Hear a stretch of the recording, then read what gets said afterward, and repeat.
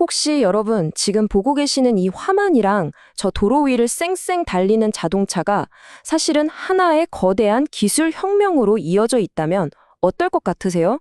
믿기시나요? 자, 지금부터 보이지 않는 곳에서 일어나고 있는 이 엄청난 기술 대전환, 그 이야기 속으로 한번 들어가 보겠습니다. 자, 이런 상상 한번 해볼까요? 우리가 지금 너무나 당연하게 누리고 있는 이 모든 디지털 세상이요. 어느 날 갑자기 거대한 벽에 쿵 하고 부딪혀서 멈춰버린다면요?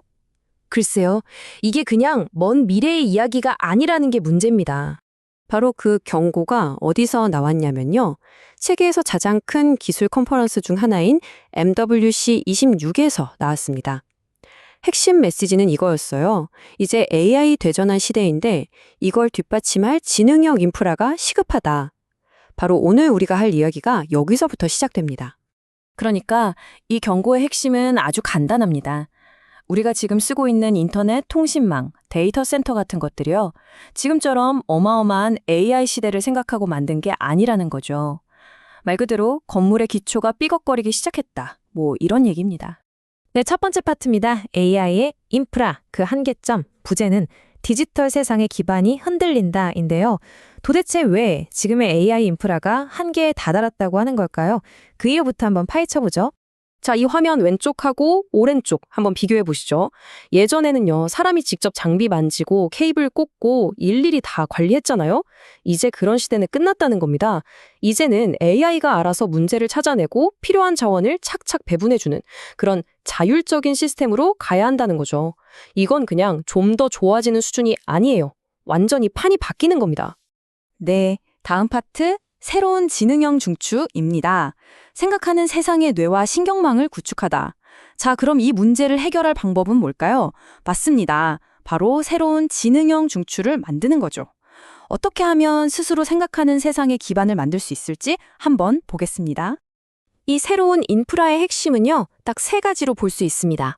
첫 번째는 AI를 위한 초강력 두뇌, 바로 AI 데이터 센터. 두 번째는 스스로 똑똑해지는 신경망, AI RAN. 그리고 마지막 세 번째는 AI를 우리 손 안에 스마트폰 같은 기기로 쏙 집어넣는 온디바이스 AI. 이 세 가지가 핵심 기둥인 거죠. 특히 이 AI 데이터 센터, AIDC라고 부르는 건데요. 이건 이제 그냥 서버 몇 개 모아놓은 건물이 아니에요.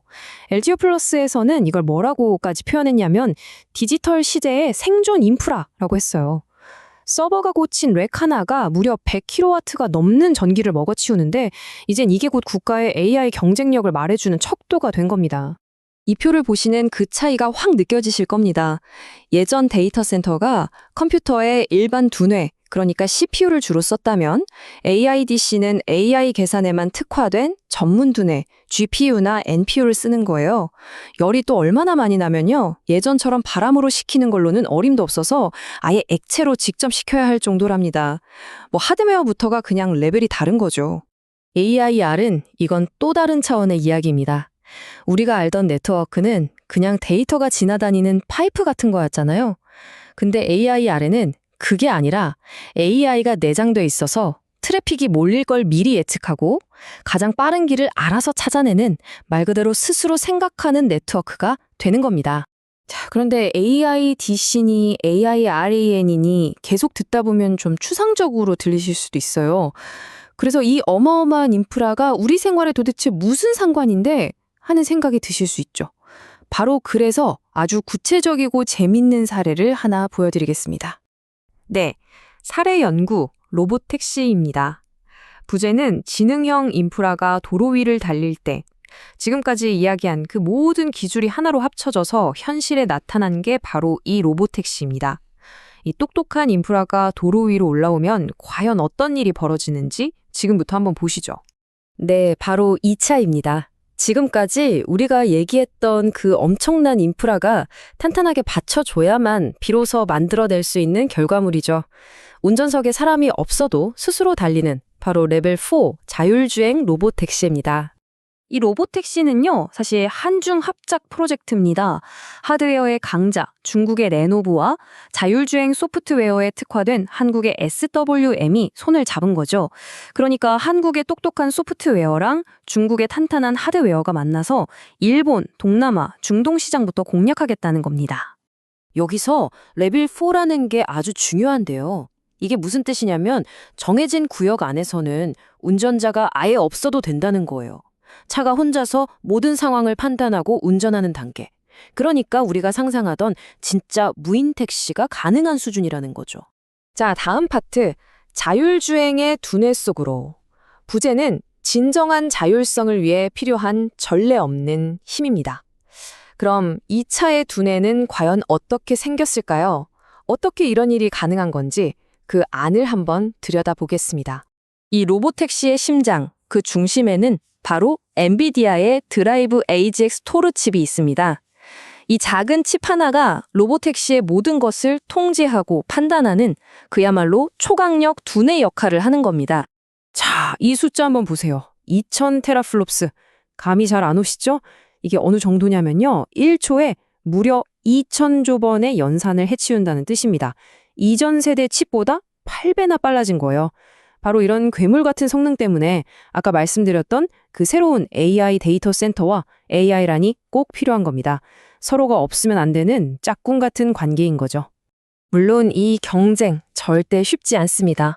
이 표를 보시면 아시겠지만 이미 미국에는 웨이모가 있고 중국에는 바이두의 아폴로구 같은 공용 기업들이 버티고 있거든요. 레노버와 SWM 연합은 바로 이 거대한 글로벌 전쟁터에 출사표를 던진 새로운 도전자라고 볼 수 있겠습니다. 네, 다음 파트, AI 패권 경쟁입니다. 이것은 기술을 넘어선 글로벌 권력의 이동이다. 자, 이제 판을 훨씬 더 크게 보겠습니다.